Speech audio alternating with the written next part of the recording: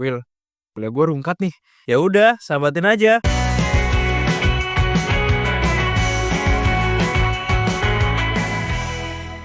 Halo makers-makers di rumah, kembali lagi di KRS Kuliah rungkat sambat. bersama gua host kalian Hans dan juga Gue William dan kali ini tentunya gue sama Hans nggak berdua doang nih. benar kita kedatangan seorang bintang tamu yang mungkin kalian udah ada sebagian yang tahu tapi mungkin masih ada juga yang nggak tahu nih. Maka dari itu kita kenalan dulu nih sama Bu Cleo. Gimana Bu kabarnya Bu? Halo teman-teman semuanya, halo teman-teman makers. Terima kasih untuk Hans dan Williams dan teman-teman untuk mengundang saya malam hari ini. Tadi ditanya kabarnya ya? Iya, gimana Bu kabarnya Bu? Kabarnya biasa saja. Oh biasa saja. Oke, menggambarkan topik hari ini banget ya teman-teman. Dan Bu Cleo ini merupakan seorang researcher dan juga mungkin berkecimpung di dunia mindfulness yang teman-teman mungkin sudah baca di judul atau di thumbnailnya, sehingga ya mungkin hari ini kita bakalan banyak tanya soal mindfulness sih Bu. Tapi sebelum kita masuk nih ke mindfulness, sebenarnya saya pengen tanya sih Bu, gimana sih sampai Bu Cleo ini bisa masuk gitu ke dunia mindfulness? Awalnya seperti apa Bu kira-kira? Oke, sebenarnya berawal dari ketertarikan di mindfulness itu sudah sejak beberapa tahun yang lalu. Ya pada saat itu sekitar tahun 2009. Wih, teman-teman masih kecil mungkin ya. jadi Masih kita- 5 tahun saya masih 5 tahun. Kalau masuk SD ya sebetulnya ada. Iya. Jadi ceritanya mindfulness itu di sekitar tahun-tahun segitu tuh banyak banget diteliti di negara barat. Dan konsep itu relatif kalau di Indonesia tuh nggak dikenal. Padahal sebetulnya mindfulness itu kalau ditarik di latar belakang asal muasalnya itu justru berasal dari tradisi dan praktik kontemplasi dari timur. Dari spesifiknya gimana Bu kalau boleh tahu? Spesifiknya adalah dari rootnya adalah dari Buddhism. Oh. Jadi Buddhism itu dari awal udah ada paham yang mirip atau sama dengan mindfulness gitu Bu? Iya, ditariknya memang dari sana. Buddhism sendiri kan dia way of life ya. Jadi dia sejak 2600 tahun yang lalu sudah ada. Lalu kemudian dibawa ke dunia western sekitar tahun 70 akhir 80-an. Tapi kemudian baru menjadi viral gitulah di kalangan para peneliti dan mulai masuk ke mainstream psikologi itu di tahun 2009-2010. I see. Oke. Tapi kalau misalnya dari Bu Cleo sendiri awalnya tahu itu dari mana Bu? Memang sudah tahu sejak lama memang gitu. Cuman tidak tahu kemudian bahwa itu di dalam konteks dunia penelitian itu bisa dipelajari secara lebih serius pada saat itu. Oke, berarti memang mindfulness itu udah ada dari lama sih Bu. Memang mindfulness itu dari awalnya paham dari Buddhism juga kan gitu. Dan kalau misalnya boleh tahu nih Bu, mindfulness itu kan memang udah ada dari beribu-ribu tahun yang lalu juga kan gitu. Tapi kenapa mindfulness itu masih sangat jarang diketahui sama orang-orang? Kira-kira penyebabnya apa Bu? Kalau belakangan ini sih saya pikir sudah popularitasnya sudah mulai sangat meningkat ya di kalangan terutama generasinya teman-teman gitu kan. Sudah banyak yang ngobrolin soal mindfulness gitu. Cuma problemnya pemahaman terhadap mindfulness itu sendiri ya kayaknya yang kemudian perlu untuk kita obrolin malam hari ini. Karena kan saya analogikan kalau teman-teman semuanya kan punya gadget dan berbagai perangkat elektronik gitu ya yang membutuhkan charger. Kita sama-sama ngomongin charger, tapi kan jenis charger itu berbeda-beda ya, kualitasnya juga beda-beda. Nah itu mindfulness itu yang beredar luas di luar sana itu belum tentu kemudian secara pemahaman itu akurat seperti itu. I see. Dari dulu sendiri gimana Bu?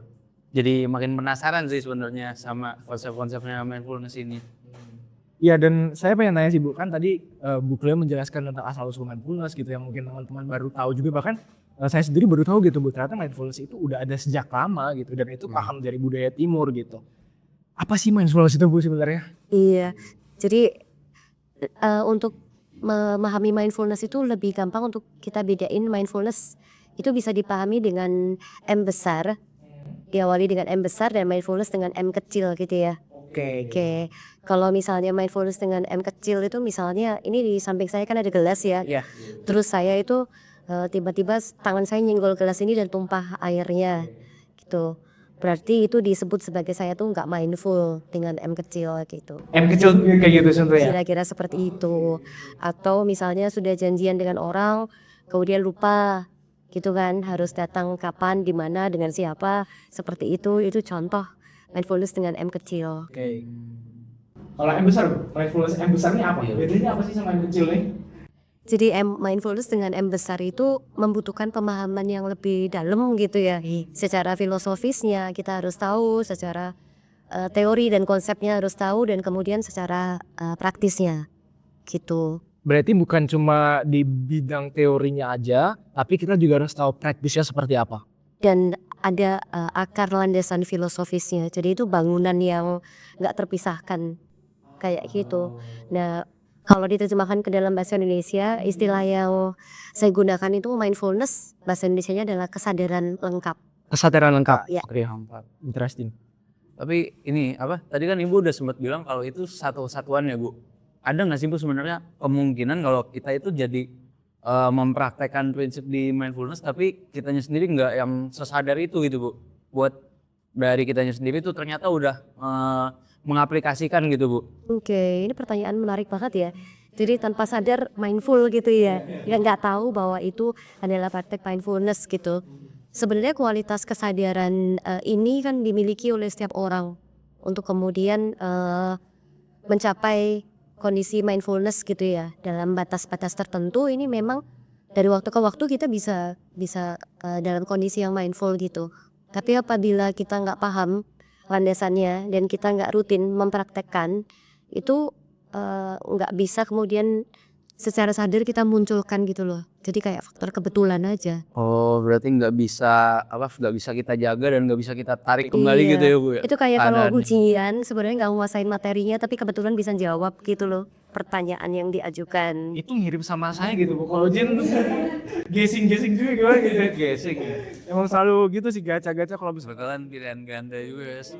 Nanti begitu soalnya diubah, kalau ujian kan bingung tuh. Iya, Begitu pastinya. soalnya diubah tapi mirip gitu kan bingung. Bingung. Nah, kalau misalnya udah gitu biasanya capcip coba gitu kan. Kalau nggak ngitungin kancing sih. Berapa kaji hari ini berapa gitu. Iya, pilih yang mana. Ya sih Bu, tapi bener sih aku juga setuju sih Bu, dan saya juga baru tahu gitu ternyata ada aja orang-orang yang mungkin sadar tapi belum tentu tahu kalau dia itu sedang mindful atau tidak gitu. Karena kan dari perlu landasan itu tadi kan dari mindfulness itu sendiri. Dan mungkin pertanyaan lanjutan dari saya mungkin ini sih Bu. Karena kan tadi Ibu menyatakan kalau mindfulness itu perlu landasannya. Nah, saya pernah dengar kalau mindfulness itu selalu dikaitkan dengan yang namanya meditasi. Nah, itu seperti apa Bu kira-kira? Iya, praktek mindfulness itu prakteknya ada yang formal, ada yang informal ya. Kalau praktek formal mindfulness itu memang harus dengan meditasi. Oke. Berarti meditasi salah satu praktek formalnya.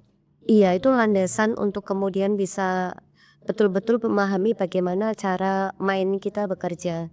Sebab kita tuh kayak setiap saat itu kan nggak bisa diem ya. Kita pada saat badan kita ada di sini tuh pikiran kita tuh bisa kemana-mana gitu. Ini gue lagi mikirin habis ini makan apa nggak dia? Kebetulan nih kita kan take-nya malam nih. Iya. Nih, aduh. Udah mulai kepikiran gitu. Kira-kira yang di depan ada nasi goreng, ada apa lagi gitu yang lain lah pokoknya. Berarti itu nggak mindful gitu. Oh iya ya. Mindful harus sadar dengerin lagi gitu. harus didengerin, berarti kamu harus bener-bener kesadaran aktif gitu, active listening gitu kalau kata. Ya, benar. Oke Bu, kalau informalnya seperti apa? Tadi kan formal udah dijelasin tuh Bu. Kalau informalnya di mana prakteknya? Iya, praktek informal mindfulness itu banyak dalam aktivitas kehidupan kita sehari-hari, bahkan dalam setiap tarikan napas itu kita bisa lakukan secara mindful. Gitu. Mulai dari aktivitas ya sehari-hari lah, mulai dari bangun tidur gitu, kemudian aktivitas rutin yang dilakukan mahasiswa ketika bangun tidur lagi. Habis bangun tidur lagi. Apalagi kalau nggak ada kelas pagi. Iya. Iya, aktivitas rutin sehari-hari ya kita lakukan gitu dalam setiap kegiatan yang kita lakukan, dalam makan, mandi, ngobrol sama temen, aktivitas-aktivitas yang seperti itu tidak kemudian aktivitas itu harus luar biasa gitu loh. Tapi justru dari daily activity ya, dari aktivitas rutin sehari-hari, dari situ bisa kita berlatih mindfulness dari situ gitu. Oke, sebenarnya ini menarik banget ya Bel, karena dari penjelasan Bu Cleo tadi itu saya jadi ada follow up question ya Bu. Kira-kira dari hal yang udah dilakukan, misalnya praktik secara formal informal mindfulness, itu manfaatnya buat orang-orang apa? Iya, saya ada di psikologi UP itu kan ada kelas yang namanya psikologi mindfulness ya, yang khusus mempelajari tentang mindfulness selama 1 semester. Dan selalu yang pertama sekali saya ucapkan kepada mahasiswa yang ikut belajar mindfulness pada saat mereka nanti lulus dari kelas tersebut, itu justru mereka tidak akan mendapatkan apa-apa. Waduh. Tapi justru mereka akan banyak kehilangan. Kehilangan ketidaksabaran, kehilangan rasa harus segala sesuatu tuh harus dipenuhi sekarang juga, dan kehilangan hal-hal yang membuat kehidupan itu menjadi lebih menderita. Kenapa dikasih tahu di awal seperti itu, Bu? Karena kan mahasiswa masuk kan, mindfulness itu kan sekarang yang kita ketahui itu udah cukup sering digunakan gitu. Dan istilah-istilah keren kayak misalnya yang saya pernah lihat itu ada yang buat filosofi kopi. Jadi ada perlombaan kopi gitu. Itu tema yang dia ambil mindful gitu. Jadi dia membuat kopinya itu waktu di serve ke juri-jurinya itu dia filosofinya adalah bagaimana cara merasakan kopi itu di mulut dengan rasa-rasa yang ada gitu dengan tema mindful. Nah, kenapa Ibu kasih tahu seperti itu ke mahasiswa Ibu? Ekspektasinya udah tinggi, tiba-tiba jatuh gitu loh. Iya, karena memang tidak ada yang kemudian akan bisa didapatkan dengan kita mempelajari mindfulness selain bahwa akan lebih tidak menderita dalam kehidupan. Seperti itu. Oke, berarti lebih tidak menderita itu. Tidak menderita. Oke, menarik sih. Dari lu sendiri gimana, Will? Yang melihat Karena ada sedikit rasa penasaran juga sih kan, dari apa yang pernah saya baca ya Bu mungkin ya, badan itu kan sebenarnya atau tubuh kita itu termasuk otak juga, sebenarnya dalam setiap keseharian kita itu berusaha untuk seefisien mungkin ya Bu. Jadi kayak beberapa hal itu pada akhirnya diotomatiskan gitu Bu. Sedangkan mindfulness yang hari ini sedang kita omongin banget nih Bu, ini justru kebalikannya gitu Bu. Kita harus hadir utuh dan penuh gitu Bu, kesadaran penuh. Dan pertanyaan saya jadinya, itu apa nggak bikin capek ya Bu? Iya, pada awalnya memang prinsipnya gini dulu deh yang namanya hidup itu memang capek. Oke, Hidup hidup akan selalu setuju. capek. Setuju Bu, saya setuju Bu, hidup capek.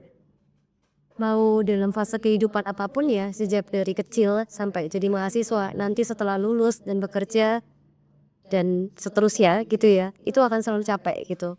Tapi dengan mindfulness ini kita bisa belajar untuk lebih memahami sebenarnya yang membuat capek di dalam kehidupan itu lebih kepada karena kita nggak memahami terkait dengan cara kerja realitas itu seperti apa gitu.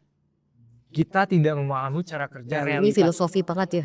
Iya, filosofi banget. Tapi ini lagi mencerah nih Bu, tidak mengerti bagaimana cara kerja realitas. Berarti dengan mindfulness, kita memahami mindfulness, yang tadi kan kita nggak bakalan mendapatkan apa-apa selain kita memahami realitas kan Bu? Betul, jadi ya istilah lainnya itu adalah ini ya, mengalami realitas apa adanya. Jadi dia itu suatu proses gitu loh. Nggak ada kemudian orang bisa mengatakan, oh saya sudah mindful. Kalau seperti itu kan dia goals ya, tujuan yang ingin kita capai. Kalau sudah selesai ya sudah gitu. Sementara dia ini tuh proses yang terjadi secara terus menerus gitu loh. That's why kalau orang duduk untuk latihan meditasi pun itu tidak ada kemudian bisa dikatakan hari ini meditasinya sukses, besok tidak sukses dan sebagainya. Karena lagi-lagi dia bicaranya itu soal proses gitu ya. Proses meditasinya itu kan. Prosesnya itu apa yang sudah kemudian didapatkan dari latihan tersebut gitu. Dan memang kalau tadi sempat menyebut tentang autopilot gitu ya. Iya, kondisi-kondisi autopilot itu memang adalah lawan dari mindfulness gitu. Istilah lainnya itu mindlessness. Mindlessness. Iya, gitu. Jadi bahkan praktek mindfulness sendiri kalau secara praktikalnya gitu ya, kita nggak bertanya pada diri kita seberapa mindful saya saat ini, tapi lebih bertanya seberapa mindless saya gitu. Jadi pendekatannya itu justru dengan menanyakan sebaliknya gitu. Menanyakan sebaliknya oleh diri kita sendiri. Iya, jadi analogi yang lebih gampang ya bukan mentargetkan untuk menjadi mahasiswa yang sukses gitu ya, tapi at least menjadi mahasiswa yang tidak gagal gitu. Berarti ini saya mau cerita juga Bu. kebetulan kan tadi cerita sampein juga tentang meditasi gitu ya. Nah beberapa kali gue meditasi, Will. Gue cuma meditasi dan pas meditasi. Hasilnya. Nah ini fokus pada hasil lah. Ya kali deh, hasilnya nggak boleh difokusin. Karena kan meditasi itu berkelanjutan. Di hari itu. Di hari itu pas gue meditasi, tiba-tiba ada nyamuk lewat di telinga kanan gue. Gitu. Ya gue refleks gini dong. Iya. Nah terus fokus lu jadi kacau gitu. Berarti itu nggak main lu gitu Bu ya? Iya, dia sebenarnya nyamuk itu ketika dia hinggap ke kita kan dia cuma minta darah kita sedikit banget gitu ya. Tapi kita minta nyawanya gitu. Iya juga ya. Bener juga ya. Iya. Mati kan nyamuknya? Enggak kena. Oh, enggak. Dulu pas saya gini dia Enggak jadi pembunuh ya. Nggak jadi. Nggak ngabunuh nyamuk. Iya, itu contoh yang menarik banget ya. Jadi di situ menunjukin bahwa dalam kehidupan sehari-hari itu kan seringkali kita nemuin hal-hal yang kita beri label, kita beri cap sebagai mengganggu kita gitu ya, karena gak menyenangkan. Dan kalau dalam kondisi yang tidak dalam kondisi meditasi itu kita bisa langsung usir, kita bisa langsung banyak melakukan tindakan secara konkret gitu loh. Tapi kalau dalam kondisi meditasi itu mestinya kita amati saja gitu keberadaannya. Jadi kita kayak betul-betul di sana tuh kita nggak akan pernah bisa memahami realitas itu seperti apa kalau belum apa-apa itu sudah kita usir dulu gitu loh. Memahami realitas seperti apa Win? Realitas ya. Berarti lu kalau misalnya lagi ada realitas berat nih misalnya akhir bulan gak ada uang gitu, lu harus pahami dulu, harus rasakan gitu. Ya gue lagi gak ada uang gitu. Iya sih. Tapi mindfulness itu juga bukan solusi untuk semua hal gitu ya. Jadi kalau misalnya lagi nggak ada uang ya kerja cari uang gitu, bukan dengan mindful. Kalau misalnya ada yang berhutang ya segera lunasi hutangnya, bukan kok mindful gitu ya, nggak seperti itu juga kali. Ya belum bayar utang ya. Woi, asal sebut Gak bercanda. buat Ardi yang sedang menonton, ini bukan kalian ya. Ya bukan kalian bercanda, lah mungkin teman kita yang ini kalau bayar utang tuh ada waktunya. Udah bayar dong soalnya. Banyak. Iya, nanti takutnya kan gitu, oh soalnya sedang mempraktekkan mindfulness. Sorry gue lagi mindful. Kalau nih dirasa mengancam nih sama sedang meditasi. Terus ternyata lagi di kamarnya lagi putar lagu itu malam chaos gitu. Aduh, chaos banget ya. Lagi chaos banget. Chaos. Bu, ini menarik banget karena jujur dari penjelasan Bu Cleo tadi, dari pertanyaan yang Will kasih juga kan sangat memancing gitu ya. Nah jadi saya jadi punya pertanyaan. Di publik sekarang kan ada yang namanya Stoicism. Nah itu kan menjadi salah satu filosofi hidup juga yang dipegang oleh banyak orang gitu. Kalau misalnya yang kita ketahui itu filosofi Stoicism yang saya pahami itu misalnya kayak expect the worst supaya ketika the worst-nya datang kita udah menghadapi itu sebelum kita realitanya datang gitu. Apa bedanya sama mindfulness Bu? Stoicism dan mindfulness? Sebenarnya kalau sekali lagi mindfulness itu kan landasan filosofisnya dari timur ya. Tapi kalau kita mau tarik ke filosofi barat, Hellenistic filosofi namanya. Nah itu salah satunya Stoik. Terus kemudian ada juga yang namanya Epicurean. Dan satu lagi yang skeptik. Nah mindfulness itu dia dekatnya itu dengan yang filosofi yang skeptik. Iya. Jadi kalau kita bicara soal Stoik tadi ya, benar yang dikatakan Hans tadi ya, bahwa memang Stoik itu kata kuncinya adalah courage ya, keberanian di dalam menghadapi rasa takut dan kemudian juga pengendalian diri ketika misalnya menghadapi rasa sakit. Jadi kata kuncinya itu adalah mentransformasi luka untuk menjadi karya gitu. Luka menjadi karya, oke. Kalau misalnya dari mindfulness yang saya pahami berarti kan bukan kita memandang luka itu sebagai sebuah karya, tapi memandang realita itu sebagai sebuah keseluruhan gitu kan. Iya, jadi kita itu memang kemudian berbeda sekali ya ketika mindfulness itu karena dia landasannya itu adalah skeptik. Jadi dia pada dasarnya adalah terus-menerus mempertanyakan sebetulnya apakah ini luka? Kalau luka so what? Kayak gitu terus dan seterusnya gitu. Jadi tidak begitu saja menerima sesuatu itu first impulse kita mengatakan ini memberikan label apa terus langsung kemudian menerima begitu saja gitu. Dan nggak menerima begitu saja kata orang begini kata orang begitu gitu. Oke. Seperti itu. Kalau misalnya mindfulness berarti kan berarti yang tadi yang kata kuncinya yang disampaikan itu yaitu mempertanyakan secara terus-menerus. Iya, mempertanyakan dogma dan segala sesuatu yang katanya begini, katanya begitu, seperti itu. Dan ada satu lagi yang dari filosofi Helenistik itu yang kemudian ini justru malah banyak menginspirasi kalau di bidangnya psikologi yang namanya Epicurean. Pikirin, oke. Ya, Epicurean itu singkat cerita dia itu hedonis. Jadi psikologi modern saat ini memang didominasi oleh aliran yang hedonis. Oke. Bahasa awamnya apa, Bu? Hedonis itu. Hedon itu ya seneng-seneng, seneng-seneng. Tapi kalau yang Epicurean adalah seneng-seneng tapi tipis-tipis gitu, seneng-seneng ya, kayak gitu. Jadi makanya kan kemudian ketika mungkin teman-teman di sini tarik untuk belajar tentang psikologi gitu ya, secara formal di kampus kayak gitu. Psikologi kita kan kebanyakan kok dari barat ya, segala macam teorinya. Jadi konsep-konsep ya itu yang ditanya kemudian populer itu seperti well-being, misalnya kesejahteraan, lalu kemudian positive thinking, misalnya berpikir positif, dan kemudian menganggap bahwa hidup itu harus bebas, harus tidak ada rasa takut dan tidak boleh ada rasa sakit. Oke.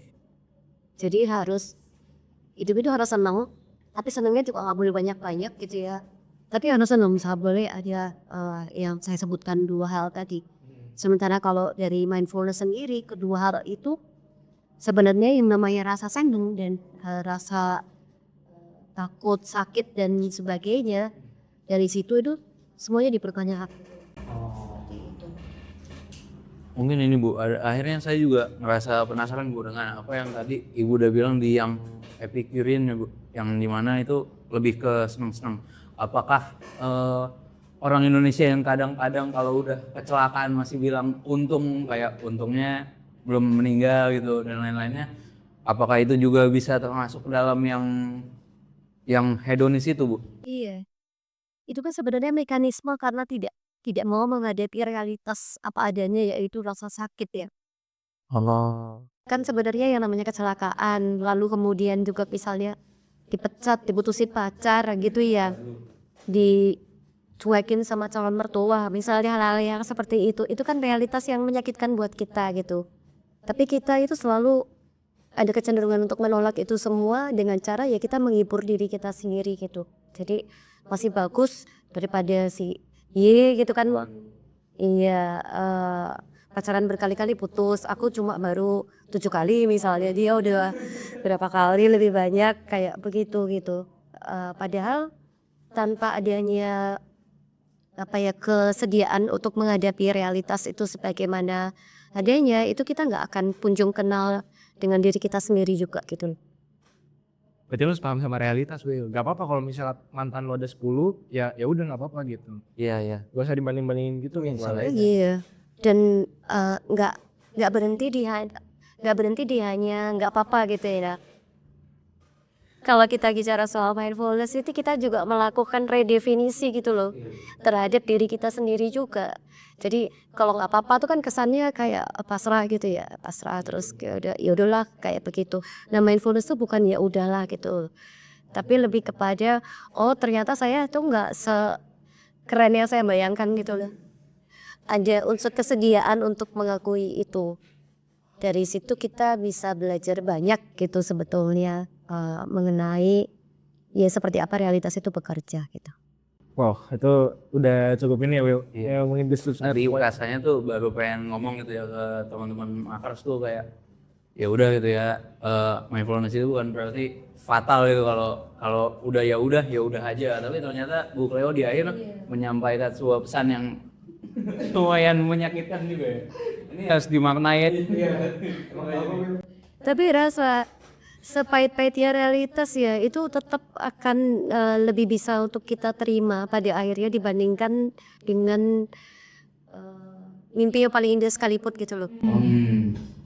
Itu dia, Will. Kata kunci ya, realitas ini. Iya. Bukan mimpi ya. Bukan mimpi. Kemarin kata William dia mimpi. Sorry. Terima kasih, Will. gue bercanda doang gitu. Has nih, suka ngebongkar banget. Sorry gitu. Soalnya gue merasa harus disampaikan sekarang gitu. Karena kita lagi kedatangan bintang tamu yang oke banget ya maksudnya. Enggak oke biasa gitu. Karena tadi biasa. Harus Ada yang tahu nggak kenapa kira-kira kok kita harus terus melakukan redefinisi gitu loh terhadap diri kita sendiri based on realitas. kalau menurut saya, ini sepemahaman saya kenapa harus selalu melakukan redefinisi karena kita itu kan manusia itu hidupnya dinamis gitu. Jadi memang akan selalu ada perubahan yang bahkan kadang kita nggak sadari gitu. Sehingga menurut saya memang redefinisi ini penting gitu. Iya, karena banyak problem itu terjadi karena kita itu terlalu GR gitu ya, memandang diri kita sendiri gitu, kepedean gitulah gitu dalam memandang diri kita sendiri. Jadi dan betul yang kamu bilang tadi ya bahwa selalu dinamis ya. That's why kayak saya kalau ditanya siapa kamu gitu bingung untuk menjelaskannya siapa saya gitu karena kan terus menerus juga mengalami perubahan kayak air sungai gitu ya. Air sungai itu kan airnya sekarang kan udah nggak sama dengan airnya kemarin. Iya. Air sungai itu kan selalu ganti ya. Benar. Hujan kan. Kan ada siklusnya juga kan. Apa namanya? Siklus apa tuh? Nggak apa-apa. Apa ya? Gak apa-apa. Oke, mungkin karena kita juga udah ngobrol banyak ya Bu, dan kita juga udah dapat banyak insight lah, makers di rumah juga mungkin udah banyak paham nih tentang mindfulness. Ternyata ya memang mindfulness itu kadang masih disalahartikan sama orang-orang gitu. Bahkan tadi ada tipe mindfulness yang M besar dan M kecil gitu. Selanjutnya apa Bu buat Bu Cleo sendiri di bidang mindfulness ini? Iya, saya tuh mudah-mudahan jumlah orang yang sehat secara mental itu semakin bertambah. Itu adalah indikator bahwa apa yang saya lakukan itu sudah berada on the right track gitu ya. Dan kalau dari segi sebagai dosen gitu ya, pengennya dosen itu baru bisa dikatakan berhasil ketika mahasiswanya itu lebih pintar daripada dosen. Oke, Will udah siap Bu S3? Kemarin kalian mau di mana? Diusahakan kan proses. Proses ya? Ya proses. Ini S1 juga belum selesai ya Pak. Selesai yang ada di depan dulu, realita hadapi dulu. Fokus ke realitas. Oke, untuk Bu Cleo sendiri kedepannya ada project apa Bu yang bisa di-share mungkin ke teman-teman juga, bisa nge-reach Bu Cleo di mana juga gitu mungkin Bu? Iya, kalau di reach out itu ya di Instagram sama gitu-gitulah ya, dan ada alamat email. Saya fokusnya memang ke arah risetnya, dan fokus risetnya itu memang ada riset group yang namanya Placebo Research Group. Itu terdiri dari mahasiswa-mahasiswa psikologi UP dari generasi ke generasi. Kita sistem kerjanya itu estafet ya. Jadi nanti yang sudah selesai itu kemudian banyak mentoring adiknya sehingga kemudian tidak terputus ilmunya seperti itu. I see, oke. Mungkin sebelum kita tutup, saya punya request Ibu, boleh nggak Bu? Saya mau request, kan ini ada 2 kamera Bu. Nah, Ibu ada yang sini, terus misalnya makers di rumah ini lagi nonton nih. Ada yang pengen disampaikan nggak Bu ke mereka? Kayak closing statement. Iya mungkin disampaikan kayak misalnya nih, Mas ini kan salah satu orang yang kurang lebihnya sering GR ya Bu ya. Nah sementara Adi juga jangan GR gitu, mungkin bisa disampaikan Bu. Apa ya?